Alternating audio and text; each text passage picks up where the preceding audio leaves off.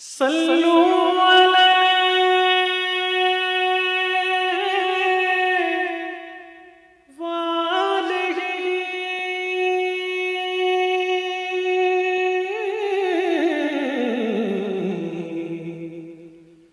صلوا علیہ وآلہ۔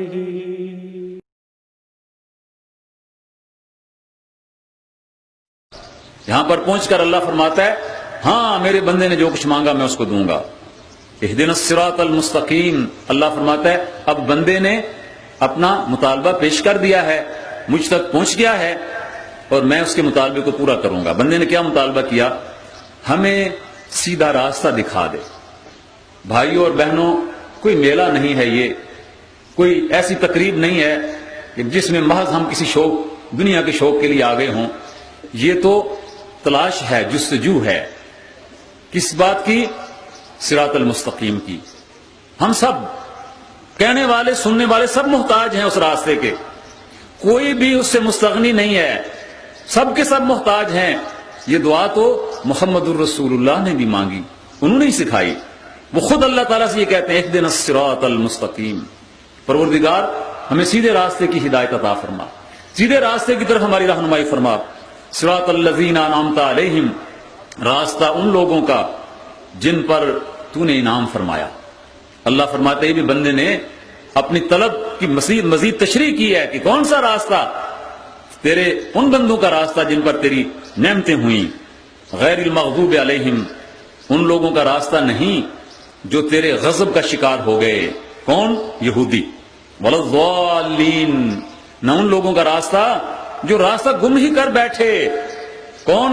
عیسائی، یہودی اور نصرانی۔ نماز میں، فاتحہ میں، ہم دعا میں یہ الفاظ کہتے ہیں، اللہ رب العالمین فرماتا ہے کہ میرے بندے نے جو مانگا میں اس کو دوں گا۔ اس نے مانگی تھی ہدایت، صراط مستقیم، تو اللہ تعالیٰ فرماتا ہے اس سے اگلی ہی آیات جو ہیں جہاں سے سورہ بقرہ شروع ہوتی ہے، الف لام میم ذالک الکتاب لا ریب فیہ ھدی للمتقین۔ اللہ نے فرما دیا کہ ہاں یہ کتاب ہے جو میں نے عطا کر دی ہے، کن کے لیے ہدایت ہے؟ تقوی اختیار کرنے والوں کے لیے۔ اور بھائیو تقوی کیا ہے؟ میری بھائیو میری بہنوں، تقوی یہ ہے جو تشریح کی گئی ہے کہ اللہ رب العالمین نے انسان کو پیدا کیا ہے، اس کو اختیارات دیے ہیں، اس کو آنکھیں دی ہیں، ہاتھ دیے ہیں، کان دیے ہیں، دماغ دیا ہے، دل دیا ہے، بھاگنے کے لیے پاؤں دیے ہیں، پکڑنے کے لیے یہ ہاتھ کے اندر قوت دی ہے۔ لیکن اس نے کہا ہے کچھ چیزوں کی طرف جانا جائز ہے، کچھ چیزوں کی طرف جانا ناجائز ہے۔ یہ تصور اگر زندہ ہو جائے کہ یہاں مجھے رک جانا ہے، میرا اللہ مجھے دیکھ رہا ہے، یہ تقویٰ ہے۔ متقین کے لیے ہدایت ہے اس کے اندر۔ یہ تو سورۃ الفاتحہ ہے جس کے بارے میں ارشاد فرمایا گیا کہ دنیا بھر کی نعمتیں اگر کسی کو حاصل ہوں، یہ حدیث ہے حضور صلی اللہ علیہ وسلم کی، آپ نے فرمایا کہ دنیا بھر کی نعمتیں کسی کو حاصل ہوں اور اس پر وہ الحمدللہ اپنی زبان سے کہے، تو یہ الحمدللہ اس کے لیے ان ساری نعمتوں سے بڑی نعمت ہے۔ یہ تو ہر آدمی کہہ سکتا ہے الحمدللہ، ان ساری نعمتوں سے بڑی نعمت ہے۔ اور آپ نے فرمایا، یہ حدیث امام بہقی رحمۃ اللہ علیہ نے نقل کی ہے، فرماتے ہیں کہ سورۃ الفاتحہ میں ہر بیماری کی شفا ہے، ہر بیماری کی شفا ہے اس کے اندر۔ اور فرمایا کہ مجھ پر جو قرآن نازل ہوا ہے، موسیٰ پر جو تورات نازل ہوئی تھی، عیسیٰ پر جو انجیل نازل ہوئی تھی، داؤد پر جو زبور نازل ہوئی تھی، ان سب کتابوں میں کوئی سورت ایسی نہیں ہے جو سورۃ الفاتحہ سے افضل ہو۔ یہ سب سے افضل ہے، سب سے افضل یہ سورت ہے، سب کو آتی ہے الحمدللہ، سارے اس کو پڑھتے ہیں، لیکن سمجھ کر پڑھنے کا معاملہ دوسرا ہے، بے سوچے سمجھے پڑھنا، پھر آپ کو سمجھ بھی ہے، معنی بھی جانتے ہیں آپ، لیکن حاضر نہیں ہے دل کو حاضر کرنے کی ضرورت ہے۔ اس انداز میں سورۃ الفاتحہ کو پڑھا جائے۔ یہ سورۃ الفاتحہ آغاز ہے قرآن مجید کا۔ اب اس کے بعد آج کے ہمارے سبق میں صفحہ نمبر 5 پر آ جائیے۔ سورۃ البقرہ کی 3 آیات ہیں، 255، 256، 257۔ صفحہ 5 کھول لیجئے۔ اللہ لا الہ الا هو الحی القیوم، اللہ، اس کے سوا کوئی اور الہ نہیں ہے، وہ زندہ ہے، قائم ہے، اس کو اپنی ذات میں یہ قدرت حاصل ہے کہ وہ ہمیشہ سے تھا، ہمیشہ رہے گا، اس کو فنا نہیں ہے، اس کو موت نہیں ہے، اس کی کمزوری نہیں ہے کوئی، وہ حی و قیوم ہے۔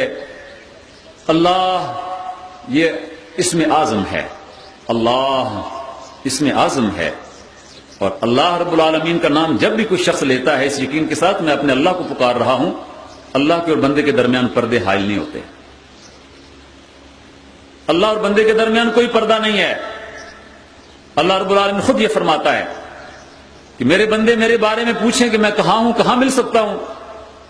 لوگ نکل گئے جنگلوں میں ڈھونڈنے کے لیے، لوگوں نے غلط راستے اختیار کر لیے۔ اللہ رب العالمین کیا فرماتا ہے؟ فرمایا اذا سألک عبادی عنی فانی قریب اجیب دعوت الداعی اذا دعان۔ کبھی پکار کر تو دیکھیے، میرے بندے پوچھیں میرے بارے میں، آپ بتا دیجئے میں ان کے قریب ہوں۔ کتنا قریب ہوں؟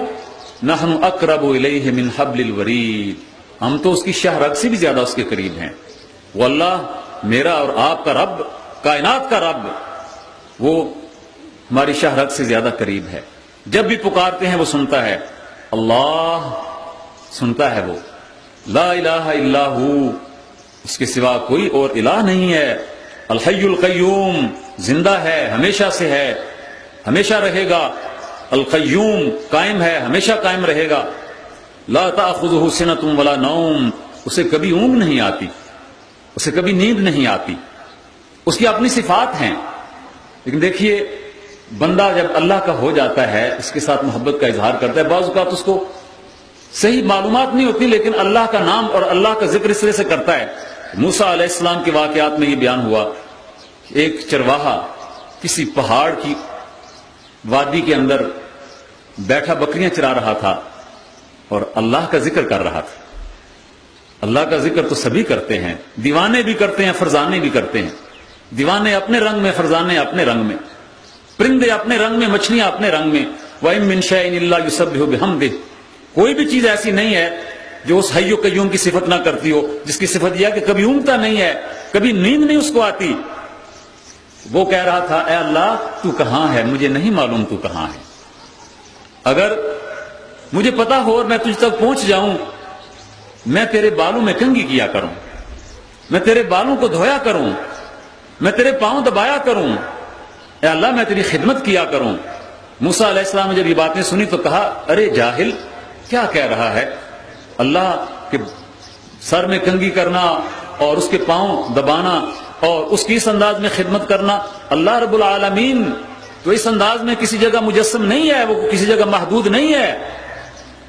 تو روایت میں آتا ہے کہ طور پر پہنچے تو اللہ رب العالمین نے کہا کہ اے موسیٰ تو برائے وصل کردن آمدی نہ برائے فصل کردن آمدی، تو لوگوں کو مجھ سے جوڑنے کے لیے آیا ہے، مجھ سے کاٹنے کے لیے تو نہیں آیا۔ اس کی تو سمجھ ہی اتنی تھی، اور وہ تو عشق میں ڈوبا ہوا تھا، وہ تو اللہ کی ذات کے اندر ڈوبا ہوا تھا، اس نے تو اللہ رب العالمین کا تذکرہ اپنے دل سے کیا تھا۔ تجھے بتانا چاہیے تھا کہ اے اللہ کے بندے تیری اللہ کے ساتھ یہ محبت تجھے مبارک ہو، لیکن اللہ کس طرح راضی ہوتا ہے بتاتے اس کو۔ تو محمد الرسول اللہ نے تو بتا دیا اللہ کیسے راضی ہوتا ہے۔ شادیوں میں کیا طریقہ اختیار کیا جائے، غم میں کیا روش اپنائی جائے، دوستی کیسے نبھائی جائے، دشمنی کیسے کی جائے، ساری باتیں بتا دی۔ اللہ کس طرح راضی ہوتا ہے؟ وہ دوستیوں سے بھی راضی ہوتا ہے، وہ دشمنیوں سے بھی راضی ہوتا ہے۔ دشمنی کس کے ساتھ؟ میاں اور بیوی کی دشمنی، بہن اور بھائی کی دشمنی نہیں۔ جو اللہ کے باغی ہیں ان کے ساتھ دشمنی، خواہ وہ رشتہ داری کیوں نہ ہو، اللہ کے باغی جو ہیں ان سے دوستی نہیں ہے، اللہ کے خلاف بغاوت کرنے والوں سے دوستی نہیں ہے۔ اور ہم نے کیا کیا؟ اللہ کے باغیوں اور اللہ کے نبی کی امت پر بم برسانے والوں کے ساتھ دوستی کر لی۔ زوال کی انتہا ہے۔ اللہ کیسے راضی ہوتا ہے اللہ کے نبی نے بتا دیا۔ اس اللہ کو اونگ نہیں ہے، اس کو نیند نہیں ہے، ہر لمحے آپ کی بات کو سنتا ہے، جب بھی پکارتے ہیں اپنے انداز میں پکارتے ہیں وہ سنتا ہے۔ لہو ما فی السماوات و ما فی الارض، زمین و آسمان کے اندر جو کچھ ہے اسی کا ہے، زمین و آسمان کی ہر چیز اسی کی ہے، کوئی اور مالک نہیں ہے۔ جو کچھ ہمارے پاس ہے اسی کا دیا ہوا ہے، اور کوئی مالک نہیں ہے اگر کوئی مالک تو ساتھ لے جائے، کبھی لے گیا ہے کوئی ساتھ اپنے؟ کوئی مالک نہیں ہے، امانت ہے اس کے پاس، استعمال کرتا ہے جب تک اس کا وقت ہے، اور پھر چلا جاتا ہے سب کچھ چھوڑ کر۔ اپنا ہوتا تو لے جاتا ساتھ، نہیں لے جا سکا اپنے ساتھ، کچھ بھی نہیں لے جا سکا، اسی کا ہے سب کچھ. من ذا الذی یشفع عندہ الا باذنہ. اور پھر یہ مالک بنتا ہے، بادشاہ بنتا ہے، طاقتور اپنے آپ کو سمجھتا ہے، اسے ایک دن حاضر ہونا ہے وہاں. تو جب حاضر ہوگا تو کوئی زبان نہیں کھول سکے گا وہاں پر، کوئی کسی کے بارے میں سفارش کرنے کا روادار نہ ہوگا الا باذنہ، سوائے اس کے جسے اللہ اذن دے گا. اور اذن کس کو دے گا؟ سب سے پہلے محمد الرسول اللہ صلی اللہ علیہ وسلم کو اذن دے گا. اس روز اللہ کے سامنے حاضری کا دن جو ہوگا، تمام کے تمام انبیاء بھی پریشان ہوں گے اور کوئی اللہ کے سامنے بات کرنے کے لیے تیار ہی نہیں ہوگا. وہاں آدم علیہ السلام سے لے کر اور عیسیٰ علیہ السلام تک سارے انبیاء کرام سے یہ کہا جائے گا کہ اللہ رب العالمین سے بات کیجئے.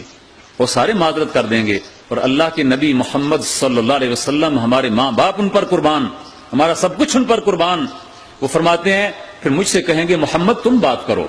کون کہیں گے؟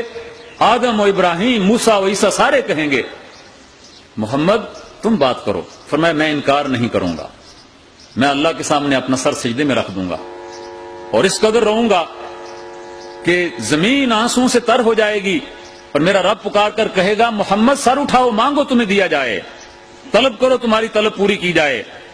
اور میں اس روز اللہ رب العالمین سے کہوں گا اللہ مجھے مقام محمود چاہیے. مانگو کیا مانگتے ہو؟ تو مانگا کیا؟ یہ اللہ مجھے مقام محمود چاہیے. اور یہ مقام محمود کیا ہے؟